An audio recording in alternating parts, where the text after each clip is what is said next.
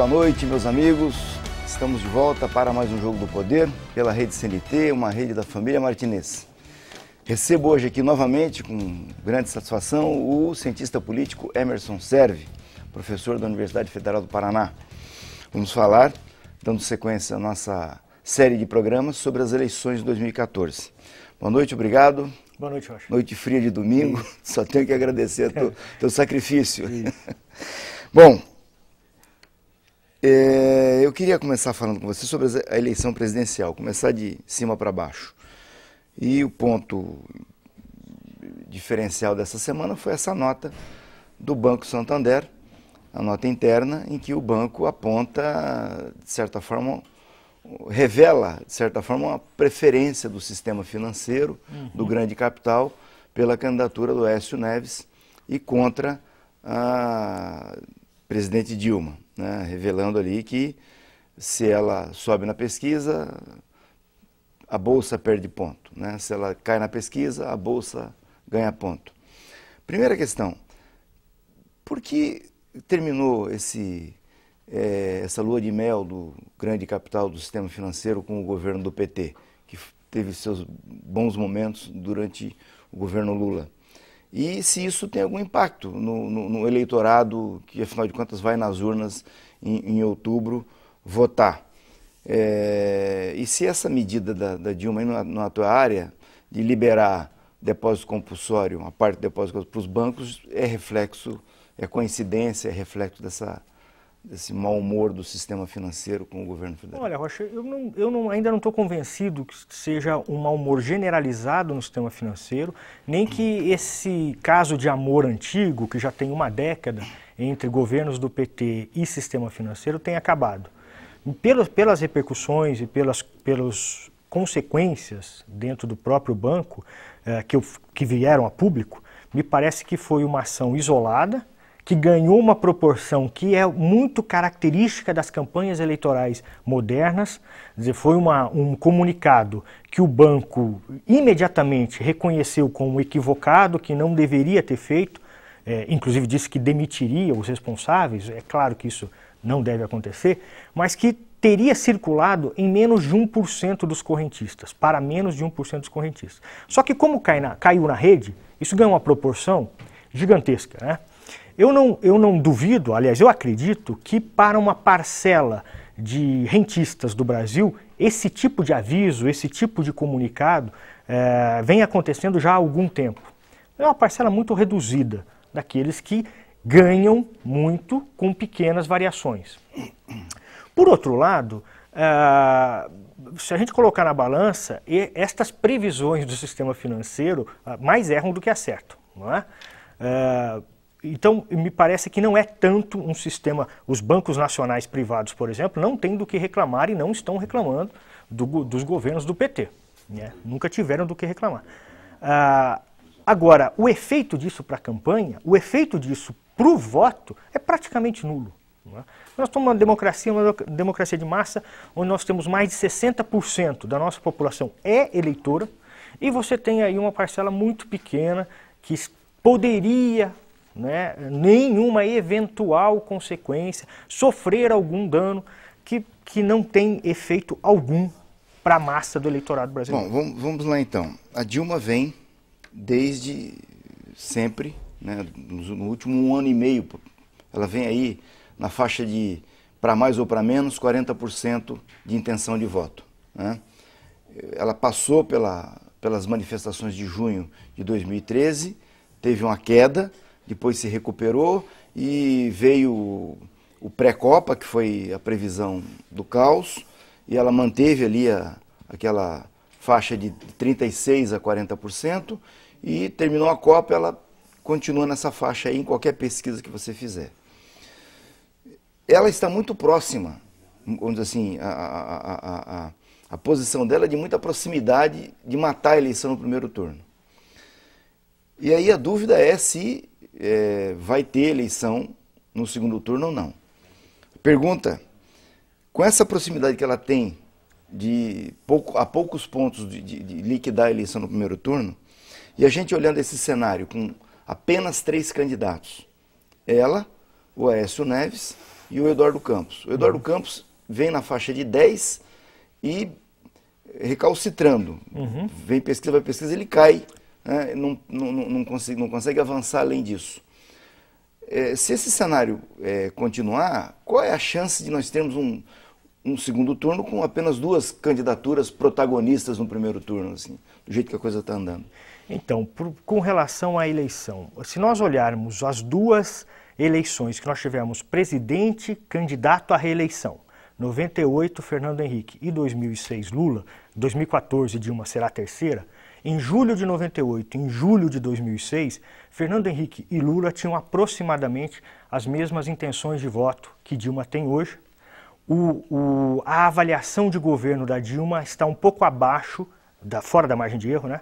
Um pouco abaixo dos 2 anteriores, mas as intenções de voto da Dilma hoje, em julho de 2014, estão acima das intenções de voto do Fernando Henrique em julho de 2008.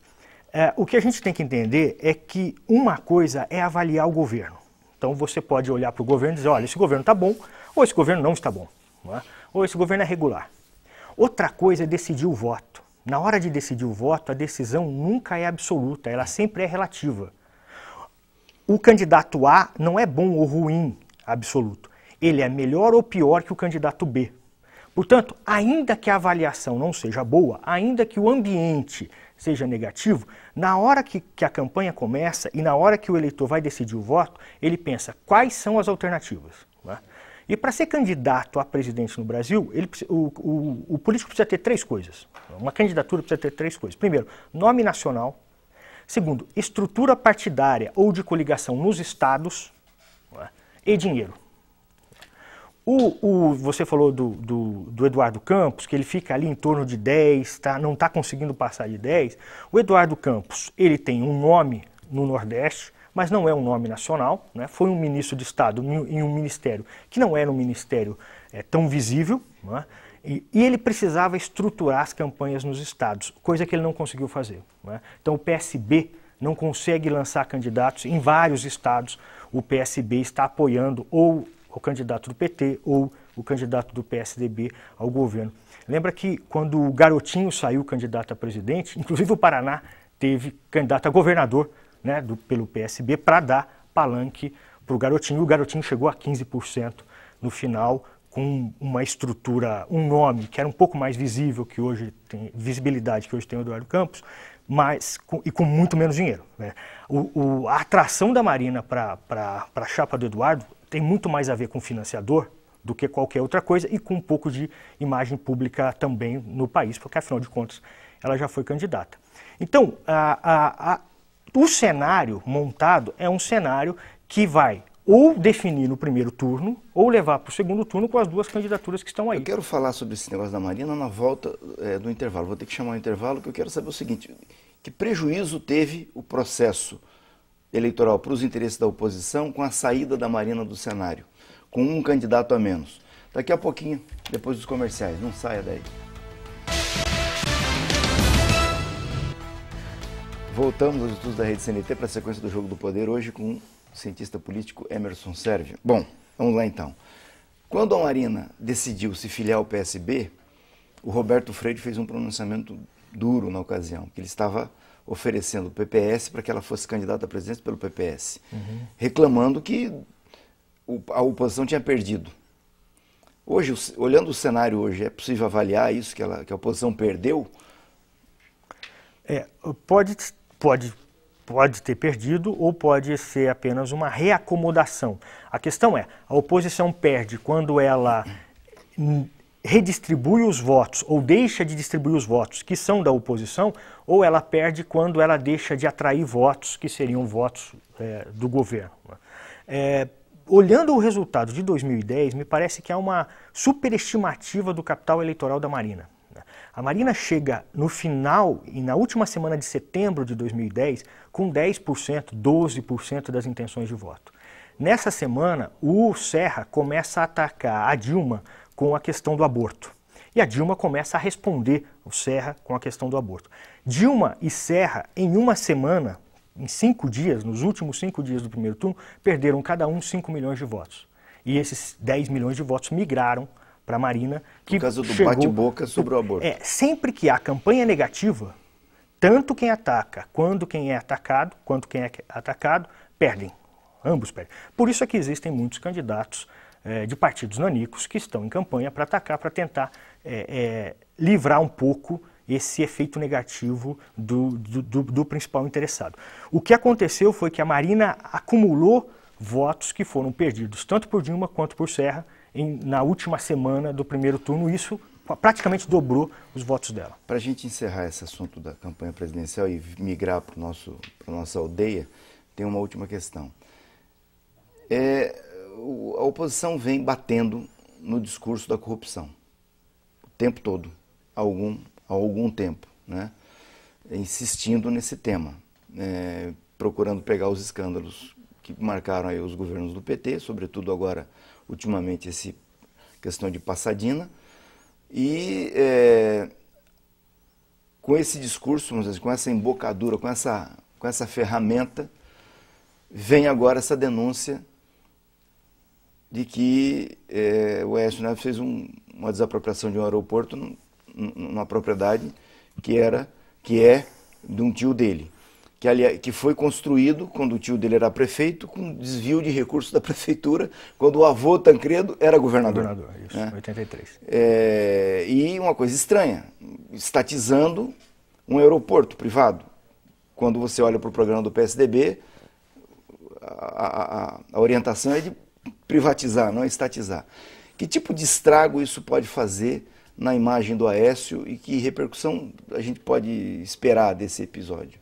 Bom, acho que são duas coisas. Primeiro, o PT está pagando pelo que ele fez nos anos 80 e 90 em relação ao discurso da ética, da moralidade e da corrupção. Que era o dono Todos os corruptos não estão fora daqui, nós, não somos nós, isso. Nós nunca fizemos isso, nós jamais faremos isso. Está pagando o preço que deveria pagar, né? Porque, como se sabe, não há espaço livre de corrupção na nossa sociedade, na sociedade brasileira. Imagine se vai ter dentro de um partido político. Todos os partidos têm pessoas que são éticas e tem pessoas interessadas no bem público e tem pessoas que não estão interessadas, né?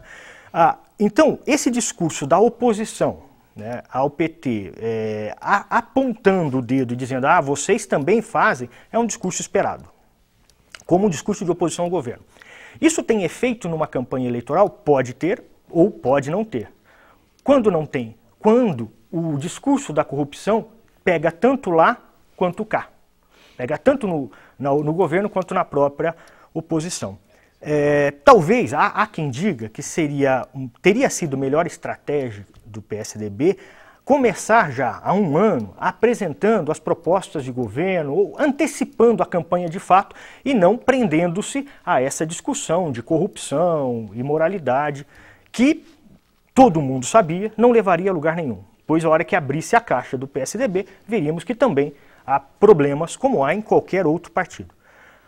A questão, né, por outro lado, quem defende a manutenção desse discurso diz o seguinte: se o PSDB coloca na mesa os dois governos, fica mais difícil de defender o governo do PSDB por conta dessas propostas, entre as quais você lembrou de uma das privatizações, que são pouco coerentes com a prática de alguns governos do PSDB.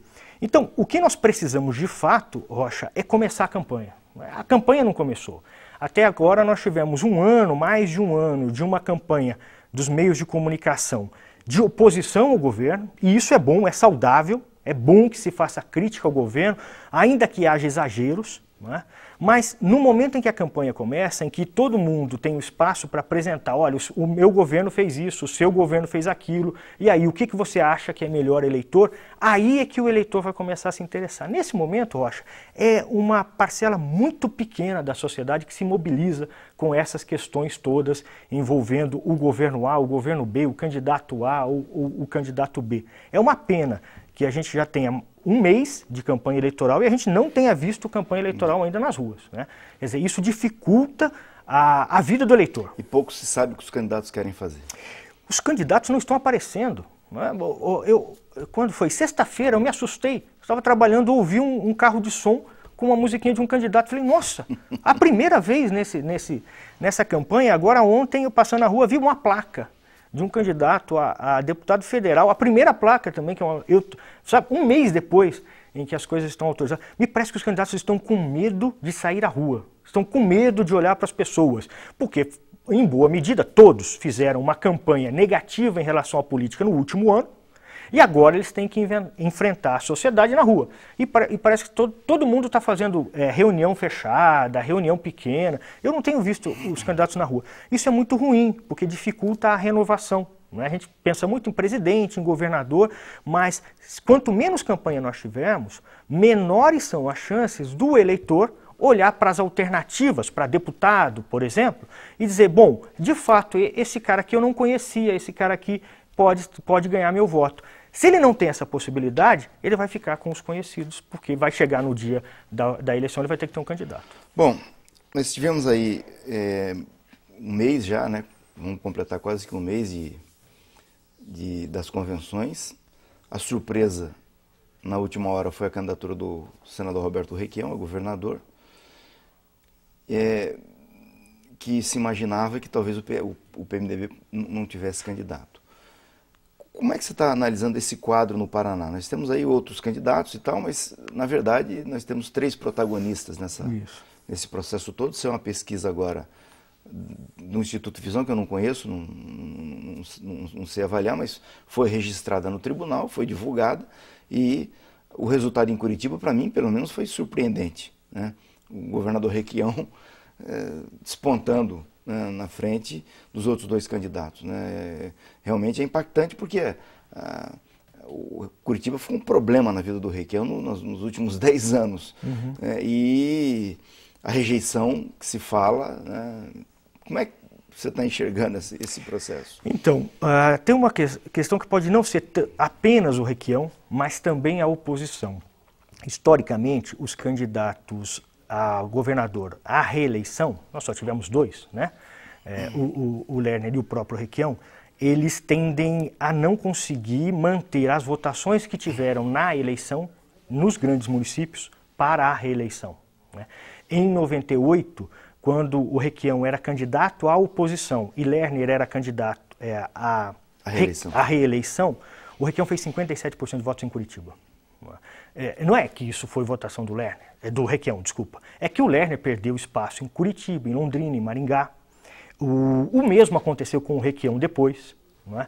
Ou seja, os grandes centros não são lugares onde o candidato à reeleição tem muita facilidade em obter votações, nem mesmo em repetir as votações que ele obteve na eleição. Então não é de se estranhar uma queda, claro que uma queda nesses índices que nós vimos nessa pesquisa é uma queda bastante significativa para o Beto Richa. Mas não é de se estranhar que ele não conseguirá repetir os 50%, 60% que ele já fez aqui e em outros grandes centros. Eu queria explorar mais isso, mas vamos ter que chamar mais um intervalo. Voltamos em seguida para daí esmiuçar mais esse aspecto sobre a capacidade, a desenvoltura de cada candidatura ao governo do Estado. Daqui a pouquinho, depois dos comerciais. Voltamos aos estudos da Rede CNT para a sequência do Jogo do Poder de hoje com o cientista político Emerson Serve. Bom, essa pesquisa mostra que a eleição vai ser uma eleição dura, né? Por mais equivocada que ela esteja, ela traça um caminho de dificuldade para todos os candidatos. Tem aqui uma pergunta do Tarso Cabral no Twitter, perguntando se é possível que se repita na eleição do governo do Estado o que nós vimos aqui na Prefeitura de Curitiba na última eleição para prefeito. Como é que está, dizendo assim, a capacidade de reação do governo do Estado em relação a toda a crítica que ele vai sofreu e vai sofrer durante a campanha eleitoral na questão da gestão? E como é que você vê a imagem do governador frente a isso, nesse processo? Então, Rocha, as 2 eleições que nós tivemos com governador candidato à reeleição foram eleições muito difíceis. A eleição do Lerner, ele ganhou no primeiro turno e a gente tem a impressão que ele ganhou fácil. Ele ganhou com 51%. né? O Requião fez 47%, 48% no meteoro. E só não teve 2 turnos porque só tinha 2 candidatos. Exatamente, né? O terceiro fez menos de 1%. Sim. Né? Então, depois o Requião foi para o segundo turno com Osmar Dias e nós sabemos o que aconteceu no segundo turno, aquela diferença absurda, tendo ele vencido por 0,1%, menos de 20 Eu costumo dizer que quem elegeu o Requião foi Cerro Azul, teve 90 e tantos por cento dos votos lá. Então, a reeleição no Paraná nunca foi fácil, assim como a reeleição para presidente também. Né? Nós não tivemos ainda uma reeleição folgada, né? Vencida no primeiro turno com facilidade.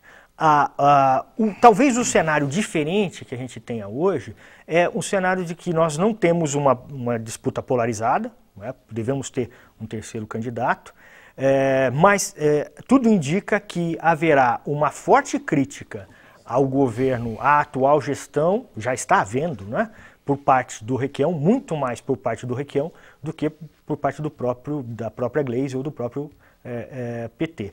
Me parece que a Gleisi, o PT, precisa passar dos 16% que fez em 2002, foi o melhor desempenho do PT para o governo do Paraná, com o candidato era o Padre Roque Zimmermann, Sim. que fez 16%. Antes do Padre Roque, nunca chegou próximo disso. Depois do Padre Roque, praticamente não teve candidato. Então, me parece que falar em PT no segundo turno ou vitória do PT é mais ou menos como no programa esportivo ali, quando você fala que o time entrou em campo para fazer o segundo gol antes do primeiro. Não? Primeiro tem que passar dos 16, primeiro tem que passar dos 20 e depois você vai ver qual é de fato o potencial. Me parece que a candidatura do PT é uma candidatura mais preocupada em federalizar a disputa, né? Ou seja, oferecer um palanque para Dilma. O Paraná, a Dilma perdeu em 2010 no Paraná, o Lula perdeu no Paraná, e a contar pelos dados dessa pesquisa só de Curitiba, ela está muito atrás, em Curitiba, do PSDB, a candidata a presidente, e portanto me parece que há uma necessidade de federalizar a disputa para oferecer melhores condições. Em que medida esse discurso do governo de que o Paraná é discriminado ajuda a potencializar, a emular esse discurso do PT, da Gleisi, de federalizar a eleição? Então, vai depender muito da qualidade da resposta, né? Porque até agora nós só tivemos um discurso, né? O discurso de que o Paraná foi um estado que sofreu discriminação. Durante a campanha, se esse discurso aparecer, ele vai ter espaço para a resposta, ou vai ter que ir além do próprio discurso e mostrar, né, se esse dinheiro não veio, por que não veio, e para onde ele deveria ter ido e por que é que não foi. Então, o efeito lá no final da campanha vai depender do que acontecer na campanha. O importante é a gente entender que, a partir de agora, durante a campanha, nós temos um espaço também para as respostas. Até a campanha você tinha mais ou menos um discurso legitimado, um discurso majoritário aí no público, né? Agora é que esse discurso começa a ser desconstruído ou reconstruído. Então, não dá para saber de antemão assim qual é o rumo que vai ter essa candidatura do PT na campanha. Quando você fala em federalizar, você está querendo dizer o quê? Que ela vai mostrar o que o governo do PT fez no Paraná. Tentar relacionar. Essa seria... obras, o dinheiro que veio. Esse é o rumo que ela vai seguir. Que é o caminho. Até porque isso favorece tanto a candidatura ao governo do Estado, quanto a candidatura da presidente no Estado, que é onde ela precisa também ganhar espaço. E me parece que isso faz sentido quando você olha para as opções que o PT fez, por exemplo, para senador. Não é? Então o PT tinha um candidato do próprio partido ao Senado que, na última hora, abriu espaço para um candidato com outro perfil. Não é? O Ricardo Gomide é um candidato que atrai votos de jovens, a expectativa. E a Dilma tem uma limitação muito grande nos eleitores com até 25 anos. Né? É o pior faixa etária das intenções de voto para Dilma. Então me parece que essas opções, que as candidaturas estaduais, e falando especificamente do Paraná, as opções da candidatura do PT no Paraná foram mais pensando na federalização da disputa do que no fortalecimento ou na estruturação do partido daqui para frente, né? Do governo para dentro do Estado. Então, o que a gente pode esperar é que esse pragmatismo marque a conduta da candidata do PT. Ah, sim. Há uma possibilidade olhando a coisa como um time. Nós temos um candidato a presidente e temos um candidato a governador. O nosso governo na presidência fez isso e isso nós vamos trazer para o Paraná. Então, isso foi feito, o atual governo não fez. Quer dizer, me parece... esperar um discurso assim, olha, é melhor ter um governador aliado com o governo federal. Também. Quer dizer, aliás, é natural, né? Sim. Agora, em relação ao Beto Richa, ele já não tem tanto essa preocupação. Né? O discurso de que o dinheiro não veio, há quem diga até que isso é uma coisa que é errada, porque ele não é candidato a presidente, ele é candidato a governador. Como é que o que se pode esperar dele nessa campanha? Como a Dilma vai ter que se comportar respondendo o que ela recebeu de críticas durante um ano no governo na esfera federal, me parece que esse vai ter que ser o comportamento do Beto Richa aqui. Só que tem um detalhe nessa eleição, que o perfil do eleitor do Beto Richa, né, pelo menos nas pesquisas feitas até maio, antes de Requião oficializar sua candidatura, é no perfil muito próximo do eleitor da Dilma no Paraná. E não do Aécio. É um eleitor de baixa renda, baixa escolaridade e do interior, que é o eleitor que vota no governo, porque ele depende das políticas de governo. Não é o eleitor do PT, é porque o PT agora está no governo federal. No governo do estado, esse é o perfil do eleitor do governador candidato à reeleição, e nos estados, de maneira geral, esse é mais ou menos o perfil. Então, isso dificulta um pouco a campanha, principalmente se o PT conseguir federalizar. Se o PT trouxer a Dilma para tentar deslocar do atual perfil, isso pode complicar um pouco a forma de discurso do candidato à reeleição. Aqui eu entrevistei 2 domingos seguidos o Ismael Moraes e a Joyce Asselman. Eles, para fechar esse bloco, eles disseram o seguinte: o Beto tem o maior tempo de televisão, né? No entanto, o governo dele não é o melhor produto para ele vender na televisão. Você concorda com isso? Não. Eu concordo com o fato de que tempo nem sempre é bom, né? Muito tempo pode ser ruim. Agora, o Beto Richa tem 4 anos de governo, e se ele não tiver absolutamente nada para mostrar no horário eleitoral, o problema não é o tempo. O problema foram os 4 anos, coisa que eu não acredito, né? Eu acho que ele tem o que mostrar. Beto Richa é um candidato com potencial de votos grande no estado. Se não houvesse uma terceira candidatura, nós estaríamos falando aqui numa definição em primeiro turno, né? Então não dá para dizer que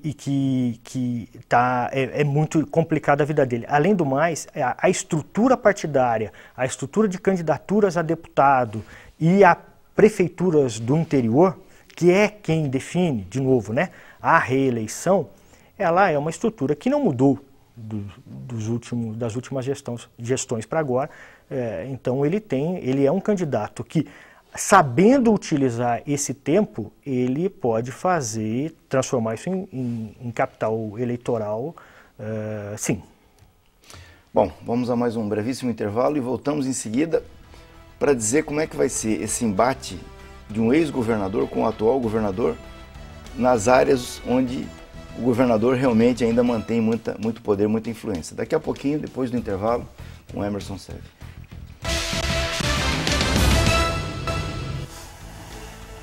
Voltamos aos estudos da Rede CNT para a sequência do Jogo do Poder de hoje, com Emerson Serve, e eu pergunto o seguinte: nós falamos da candidatura do PT, falamos da candidatura do governador e o Requião, que veio, acreditou, ganhou o jogo, né, vamos dizer assim, fez 1-0, né, e na sequência, o que se pode esperar do Requião, né? Aí entra aqui o André Sobania falando dos debates, né, que é onde o ex-governador joga melhor, né?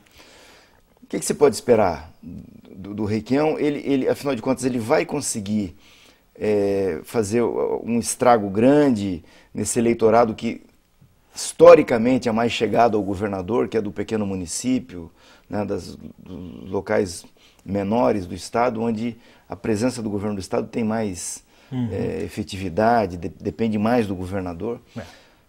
Ah, sem dúvida. O PMDB é um partido mais enraizado, né? Mais estruturado nos municípios, tem mais capilaridade, embora ele não tenha mais densidade como partido. Ele é muito sustentado pelo personalismo e Requião se encaixa perfeitamente nesse perfil de líder e liderado do interior.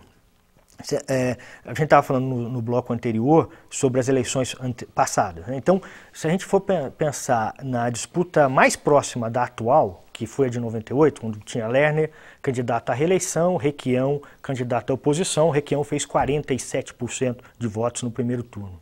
Depois, em 2002, sem candidato à reeleição, foi Álvaro, Requião, aí Álvaro fez 31% no primeiro turno, Requião fez 26%, e o Requião virou no segundo, né, venceu virando no segundo. O Beto Richa fez 17%, ficou em terceiro, e o Padre Roque fez 16%, ficou em quarto. Então, o Requião é um candidato de chegada. Né, ele virou no segundo turno sobre o Álvaro e venceu a campanha. E também lá atrás, quando disputou com o José também Richa, em 90, com o Martinez, isso. Ele foi para o segundo turno e atrás do Martinez a distância razoável, grande, e ganhou a eleição. E ele estava em terceiro até muito próximo, né? Em 2006 ele era o governador, enfim, então aí já não dá mais para comparar. De fato, tem que esperar sair as primeiras pesquisas e ver quanto que o Requião conseguiu entrar neste eleitorado, que é um eleitorado típico de governante, que é o eleitorado que está ligado ao governo pelas políticas sociais. Né? Que é o eleitorado que vota no Beto Richa. Aquilo que vale para o Beto Richa vale para Dilma também. Claro, vale para qualquer governante. Sim. Que faça política social. Nós não estamos acostumados com isso, porque até pouco tempo muitos governantes não faziam política social. Sim. Então aí o eleitorado ficava mais tranquilo, decidia por outros critérios. Agora que o governo faz política social, que os governos fazem, agora dá para prever mais ou menos. Tanto que o eleitorado da Dilma tem um perfil muito claro, que é o eleitorado oposto ao eleitorado do Aécio Neves. E é o eleitorado da Dilma que estava casando com o eleitorado do Beto Richa aqui. Só que o Requião é um candidato que tem mais entrada nesse eleitorado do que a Gleisi. Não é? Então o Requião tem o maior potencial de ocupar o espaço que o Beto estava ocupando antes do início da campanha, do que até mesmo a própria candidata do PT. O ruim é para o Aécio Neves no Paraná, não em Curitiba. Mas para o Beto Richa, a grande disputa dele, né, seja pelo discurso, seja pelo perfil como candidato, é com o Roberto Requião, aquele que está entrando nesses municípios do interior. De fato, há uma diferença muito grande entre Requião e os demais candidatos no debate, né? Mas, de novo, eu acho que é uma pena a gente reduzir as campanhas a esses espaços. Né? Nós deveríamos ter mais campanha, deveríamos ter campanha por mais tempo, deveríamos ter esses candidatos todos na rua mais tempo para que o eleitor pudesse ir fazendo as suas avaliações. Bom, as televisões vão fazer os seus debates. Nós aqui na televisão estamos, inclusive, avaliando essa possibilidade. Que tipo de impacto isso, pergunta aqui o André Sobana, isso vai ter nessa campanha? Você acredita que possa ter? Porque são candidatos com perfis diferentes, com comportamento diferente. Então, como as campanhas elas estão saindo das ruas, né, elas não estão mais, e de novo, não são só as campanhas majoritárias. Né, quem leva a campanha majoritária para a rua é o candidato a deputado, é o candidato nas proporcionais, e esses candidatos não estão aparecendo nas ruas. Como elas estão saindo nas ruas, ganha importância esse tipo de ação, né? Que é a ação, que é o debate, que é o horário eleitoral. O horário eleitoral sempre foi importante, né? Mas com o fim dos comícios, com o fim a redução das caminhadas, das carreatas, essas coisas todas, ou a concentração dessas atividades em poucas semanas, né? Isso faz com que cresça a importância dos debates e do horário eleitoral. Agora, pode ser, é importante, não significa que quem historicamente tem melhor desempenho será necessariamente beneficiado. Pode ser que ali, em uma resposta, ele escorregue drasticamente. Como nós sabemos, um fato político pode acabar com uma campanha que foi construída durante mais de um ano, por exemplo. Muito bem, muito obrigado. Te agradecer por você ter feito o sacrifício de vir aqui novamente no Jogo do Poder, é sempre uma honra. E vocês que estiveram conosco até agora, muito obrigado. Nós vamos conversando durante a semana pelo www.jogodopoderparaná.com.br e no próximo domingo nós estamos de volta aqui com mais um programa. Um grande abraço a todos, uma grande semana e até o próximo domingo.